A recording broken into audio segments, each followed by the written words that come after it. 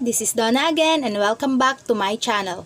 For today's video, gagawa tayo ng Choco Mud Pie or Chocolate Mud Pie.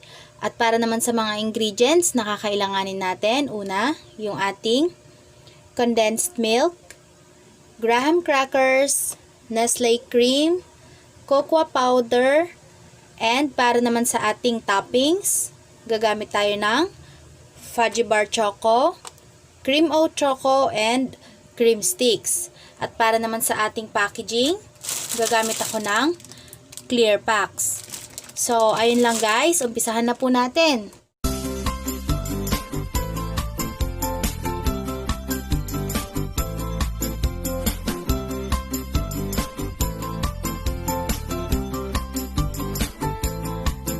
So, una po, imimix muna natin yung ating condensed milk at yung ating cocoa powder.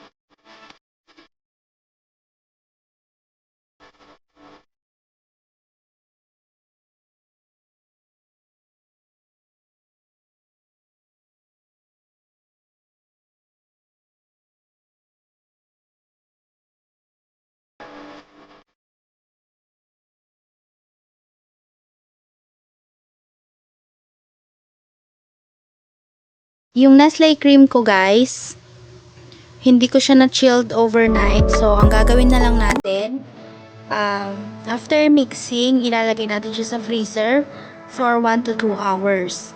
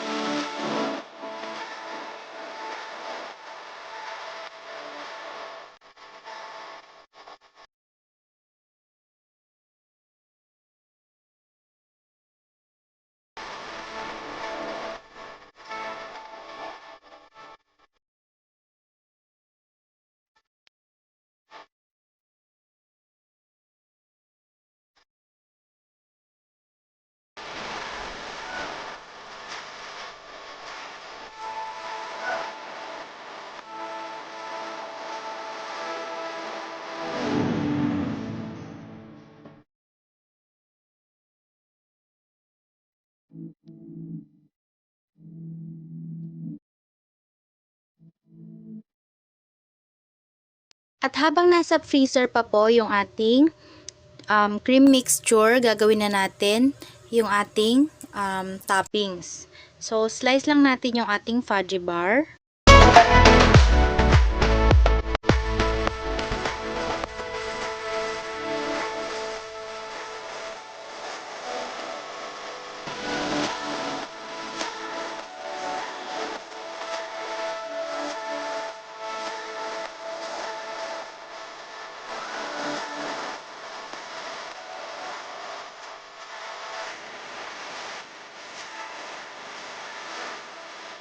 Para naman guys sa ating Oreo, dudurugin lang natin siya.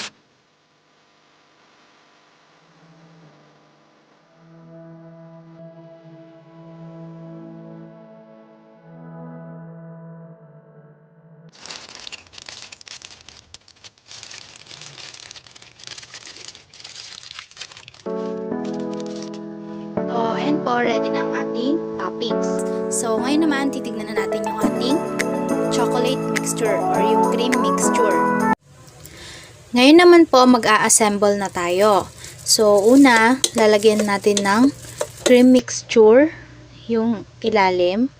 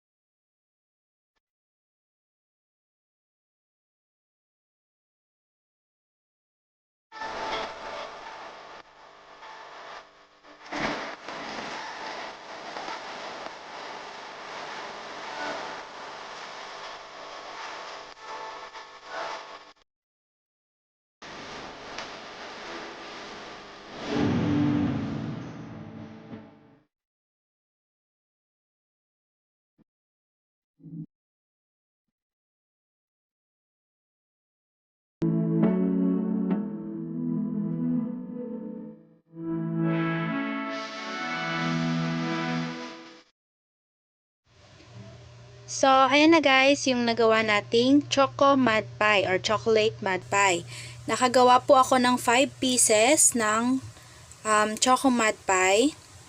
Ayan, as you can see, 5 pieces po siya. So, pwede siyang pang business. Pwede nyo siyang mabenta sa halagang 80 pesos or depende po. Pwede rin siya sa 100, depende kung magkano yung bili nyo sa mga ingredients. Kasi iba-iba naman po tayo ng price sa bawat market. So, ayan guys.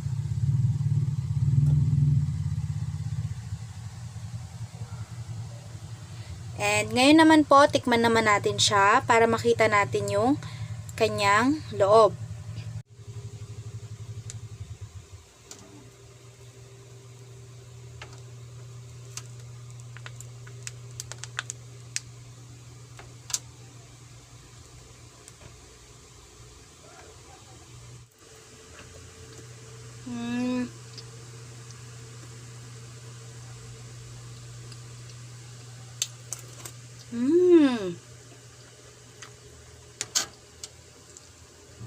Ang sarap niya guys.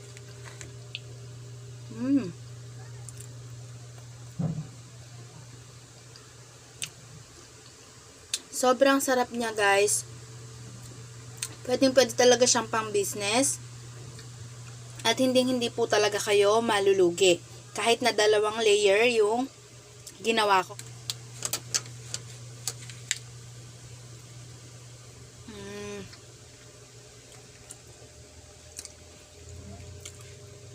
At maganda talaga guys yung medyo may buo-buo talaga siya. Yung malalasahan mo talaga yung Oreo at yung fudgy bar. So, ang sarap lang talaga niya guys. Ang sarap ng combination. At hindi po siya nakakasawa. Hindi siya nakakaumay. Kasi sakto lang yung tamis niya. So, ayan guys. Thank you for watching. And please don't forget to subscribe sa mga bago lang sa channel ko. At huwag nyo na rin guys kalimutang pindutin yung bell button below para notified kayo every time may bago akong upload na video. So, thank you guys again and see you on my next video. Bye!